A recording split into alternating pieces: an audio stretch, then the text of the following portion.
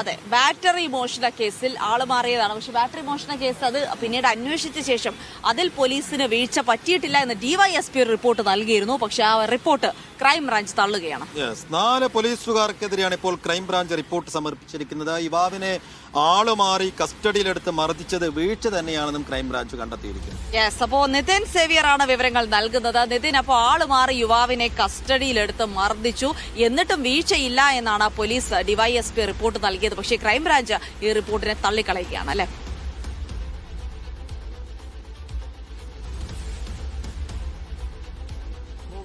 മൂവാറ്റുപുഴയിലെ ഒരു ചെരുപ്പുകടയിൽ ബാറ്ററി മോഷണം പോയിരുന്നു. പോലീസ് എത്തി.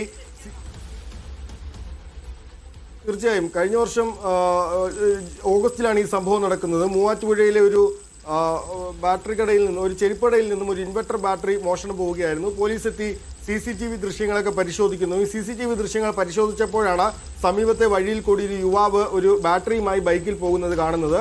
അമൽ ആന്റണി, മൂവാറ്റുപുഴ പെരുമ്പള്ളൂർ തന്നെ സ്വദേശിയായ അമൽ ആന്റണി എന്ന യുവാവായിരുന്നു അത്.